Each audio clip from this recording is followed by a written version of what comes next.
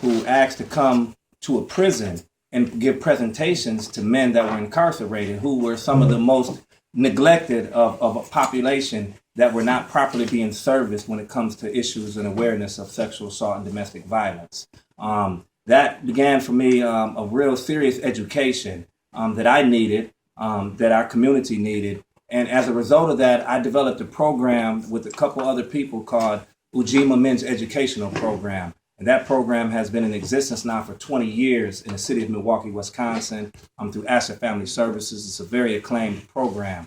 Also, after that, I developed another program called Power, because oftentimes our women have been stripped of their power, and I wanted to develop a program to give it back to them. And so I developed a program called Power, which stands for Providing Our Women with Earnest Reverence.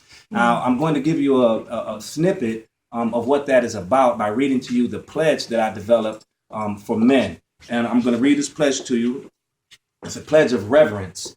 It says, I, and you assert your name, Hakim Nathaniel Crampton, have learned who I am. I am a human being with spiritual, moral, emotional, and physical realities that deserve to be honored, admired, and valued. I also recognize that women equally possess these realities, and when their realities are abused, neglected, and or disrespected, that I too am abused, and our community and family have been abused. Today, I pledge to revere you. You write the name of your partner in this pledge.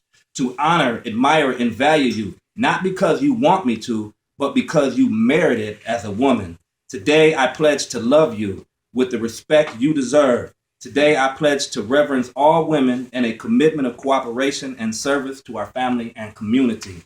And I believe strongly in a pledge of this nature. And I think that oftentimes men don't understand this as a reality. Oftentimes men don't understand that they have an inherent right and an inherent obligation to serve and protect the family, starting with the woman.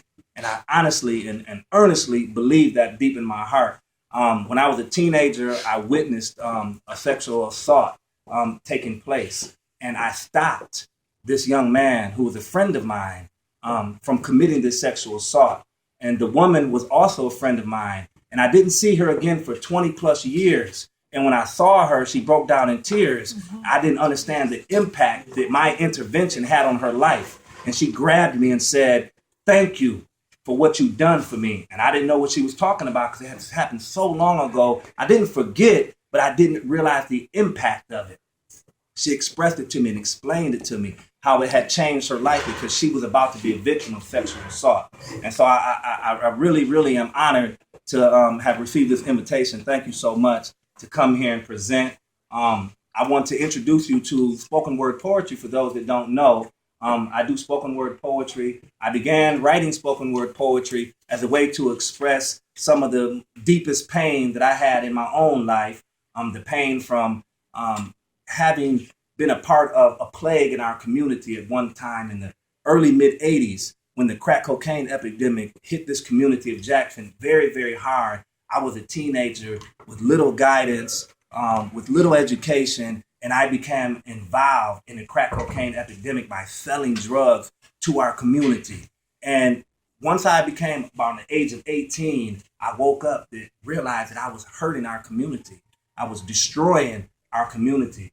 And dealing with sexual assault, domestic violence, this is equally a very powerful plague in our community, oftentimes goes overlooked. So I began writing poetry to try to remedy, so to speak, using my words of expression to re-empower our community in different ways. So I want to share with you a poem. I usually do a lot of what they call freestyle spoken word poetry. So I'm going to give you a little taste of what I do with spoken word poetry. I work with children in the schools, in the educational field, elementary from 5th grade to seniors. I'm teaching them a program, an English language arts program using spoken word poetry. Our kids today, they love rap. They love lyrics and rhyme. They love songs. And this is what I tell kids all the time, that every single song that's ever been written has been a poem. So that every singer is a poet.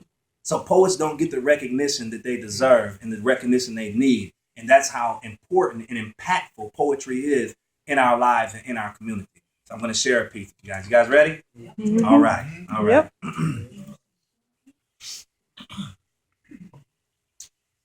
Women of the world, You are the mother of humanity. I can't believe that someone would violate your sanctity. Women of the world, you are the mother of humanity. It's hard for me to bear this pain knowing that someone has violated your sanctity. It's a tragedy. Every day in our lives, how we take from humanity forms of abuse. We live it every day, such a tragedy. But you are the most endeared of this human family. So I can't believe that another person would rob you of your sanctity. Women of the world, you are the mother of humanity. I shed tears with you every day when someone takes you away from the family, strips you of your right to be revered and honored.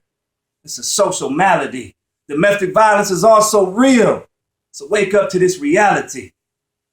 Women of the world, you are the mother of humanity. I honor you this day because that's only honoring me.